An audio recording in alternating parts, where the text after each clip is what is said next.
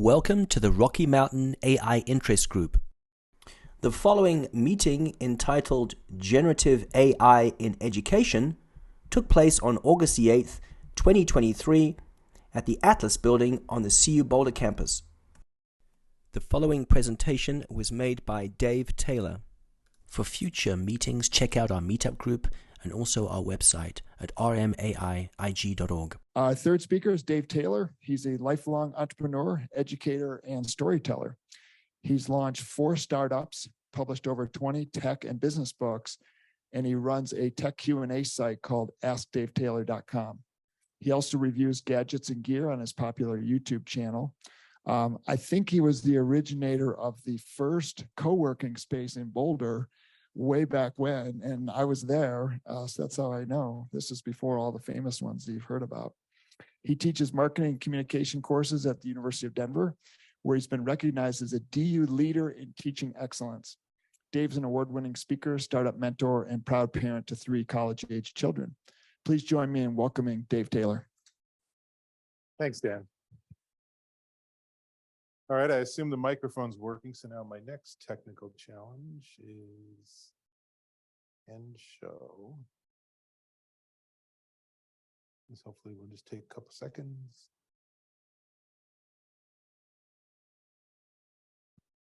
Voila. Okay, so I'm the person who's actually in the trenches. So I teach for the University of Denver. I teach completely asynchronous online. So what that means is I never am in a classroom with my students, and they are from around the world. And it's a really interesting space to teach in because there are students that are really committed and they spend a ton of time and they really love the material. And I teach classes on like communications and society and film theory and how that affects media and stuff. So lots of fun stuff.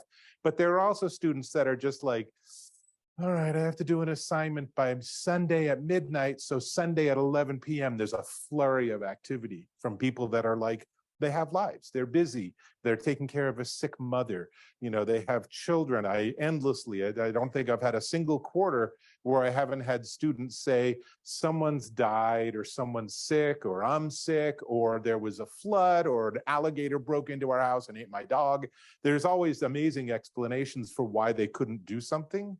And that's just part of the space. So, you know, the whole AI introduction into this space has been really fascinating because you would immediately think, like that quote from earlier, that these students are going to just say, oh yeah, now I have tools. And so the interesting thing is that I've only had one student so far where I was thinking maybe they were using an AI tool to help. And I actually kept feeding their content in, and the AI checking software was like, no, this is an AI. And I realized as I looked at what they did over time, they're just a little disconnected in their writing. So it would be like if in the movie Up, right, with Doug, the dog. So, you know, this person would be writing about something, and then there'd be a random sentence. It would be like squirrel. And then it would go back to the subject, and it would be like, do humans write this way? And the answer was yes, this person actually wrote that way, which I figured out over time. So, you know, when I'm looking at all this AI, I'm really trying to understand how is it able to be used to help the students with their experiences. And I will tell you, the University of Denver, we have a lot of angst about this. So we have meeting after meeting, we've had training sessions, we have IT people coming and showing and giving demos. And then one of the things that turns out to be really important is that we can't actually tell students they shouldn't have used a tool unless we tell them in advance that they can't use the tool. So that's something I'm going to talk about as I go through my presentation. I will say I'm totally fine if you want to interrupt me with questions or comments. That's totally cool. I will repeat your question for the Zoom audience. But here's how I didn't prep for this talk. But you know what? I could have. Because I went to ChatGPT and I said, create an insightful 20-slide presentation about uses and risks of AI in higher education. And boom, it gave me 20 really interesting slides. I didn't do that, but I could have done that. And that's exactly how I think AI can really, really help students, is that brainstorming piece. So again, I'll come back to that. And I just want to point out that in higher ed, plagiarism's already a nightmare. It's endless. And, you know, it's something, sometimes it's as just embarrassingly dumb as I copied and pasted a paragraph out of Wikipedia. And I will tell you that, you know, another debate in higher ed is Wikipedia a valid citation source at all?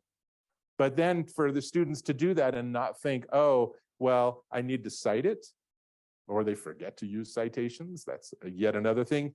But plagiarism's already an issue. And so at the university, you know, we use something called Turnitin. And I think it's really important to tell my students, here's the parameters within which you're working.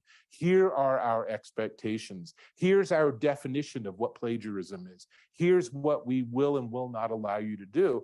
And ultimately, like CU Boulder, like so many other schools, it really comes down to our honor code. And the honor code is something where it's sort of a kumbaya document where it's really kind of nice and you gotta, you know, be really honest and straightforward and professional and empathetic.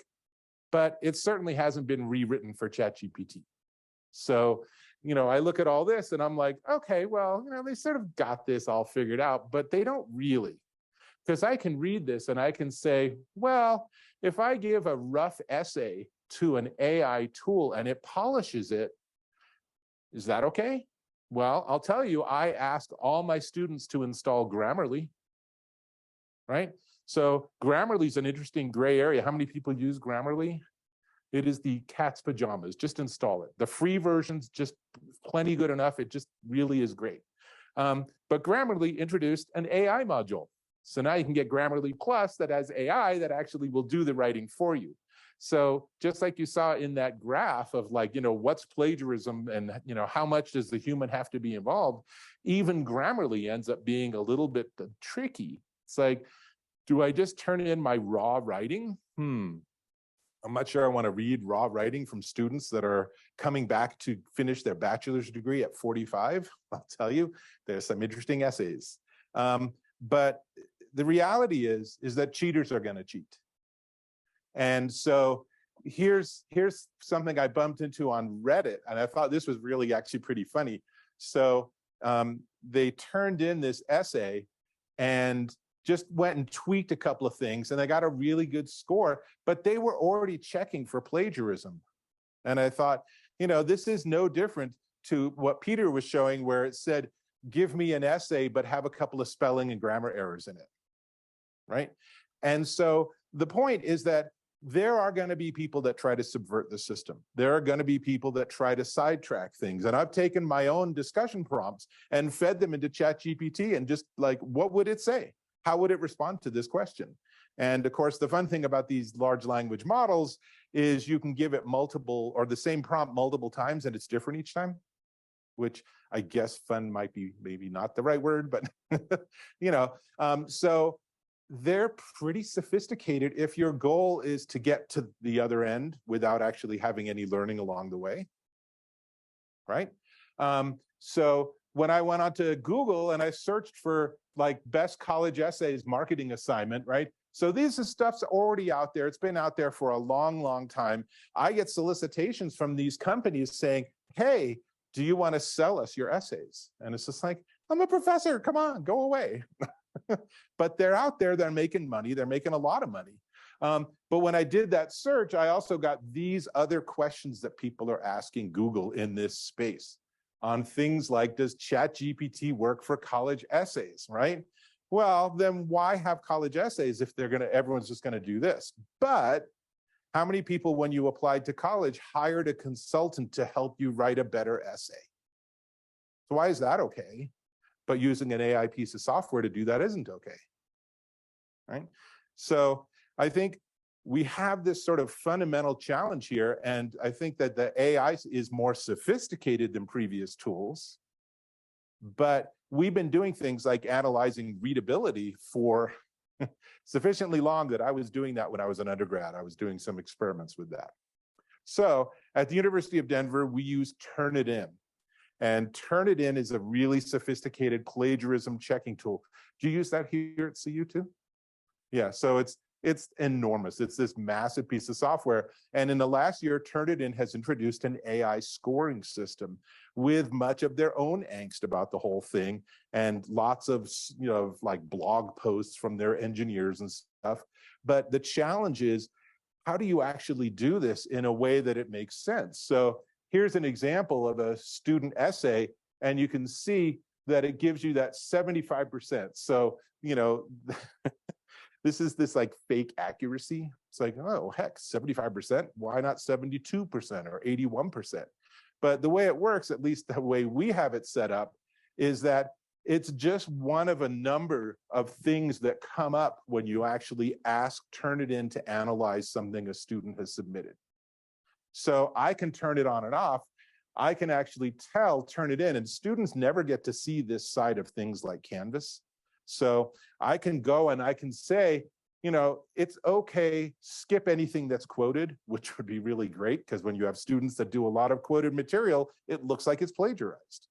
And then it's on you, the teacher, to differentiate. They've quoted it and they've cited it, so that's okay. But it's 20% quoted material, right? Is that plagiarism? So even there, before we even get to AI, we're still back in that sort of gray area.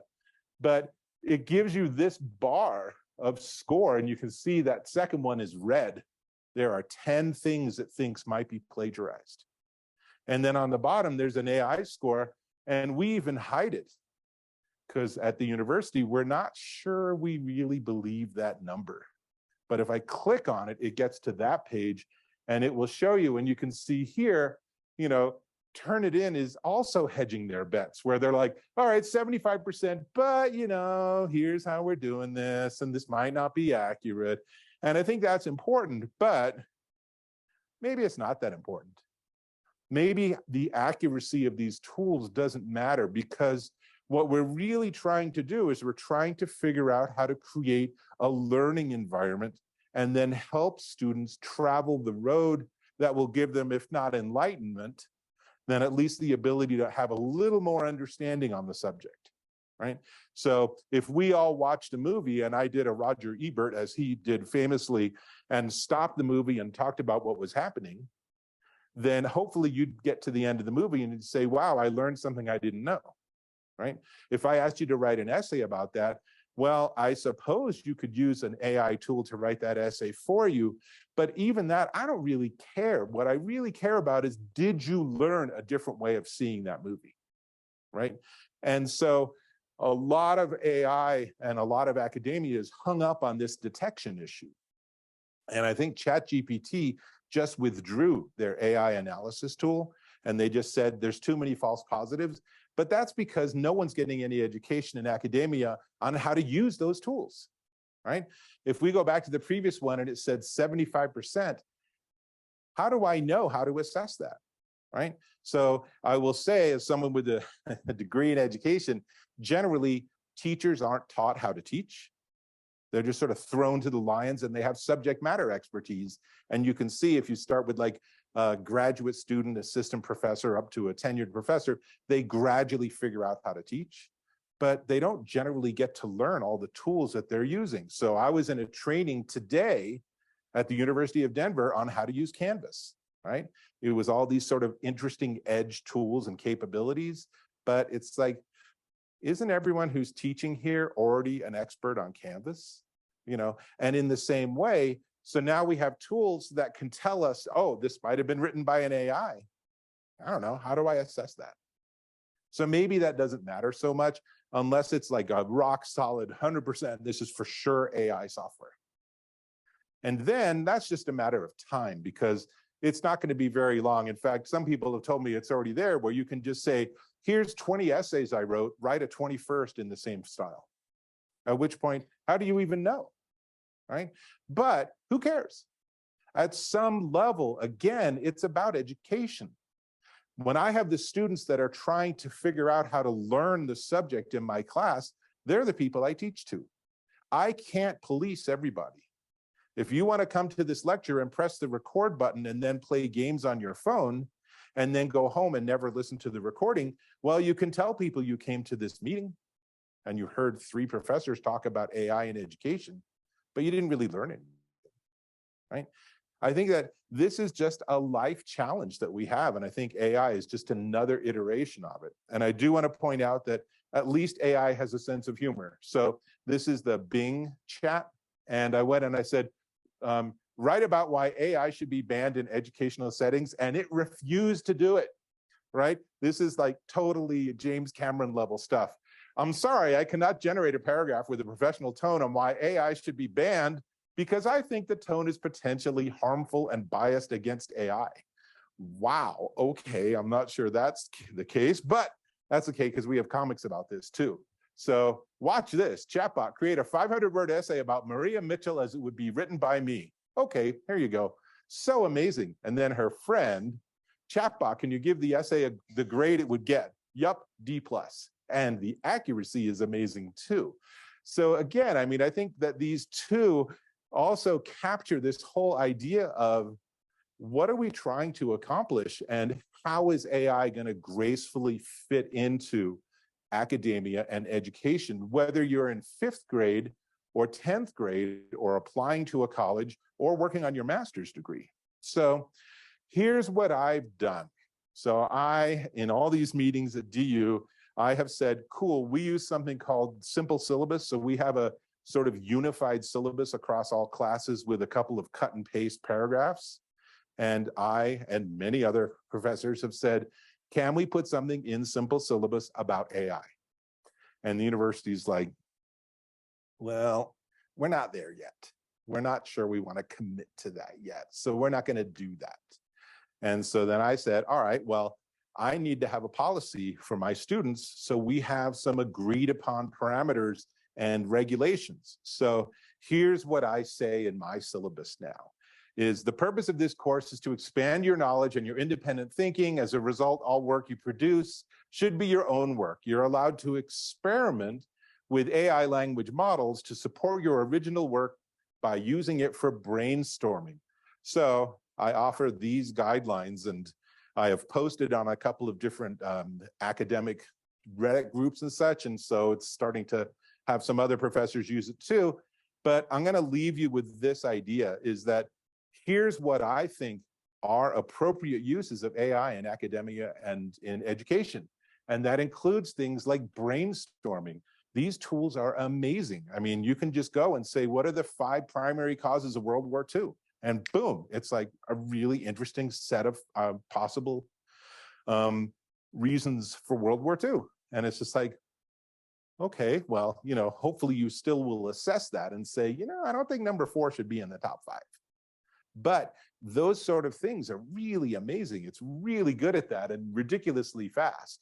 But you can ask for definitions, key considerations, fine-tune your research questions, seek guidance on how to frame an argument, identify examples, grammar and style, but unacceptable uses. And this is, of course, the most important section in everything here, which is you can't request a complete essay or analysis. You can't turn in what AI has generated. And I think it's important to just state that. And again, one of the things that a lot of professors have learned over time is you can't just assume your students are going to agree with you on parameters. You need to just state things in black and white, because then you can go back and point to them. So you can't ask for direct summaries or recommendations. You can't ask it to generate a bibliography, quotes, or evidence, etc. So that's where I am in the trenches with my students. I'm teaching a class right now, and I think tonight they have to be submitting their first discussion posts by midnight tonight. So at about 11 p.m. tonight, it's going to be a lot of flurry of activity on Canvas. But I'll leave you with this question of, what do you think? Everyone here either has been or is currently in college, either working on a bachelor's or a graduate degree, or you were in high school. How would you use AI? How would you have used AI? And if you were the instructor, how would you want your students to use AI? And with that, I'm done. 2 minutes to spare. Woot. And thank you all very much.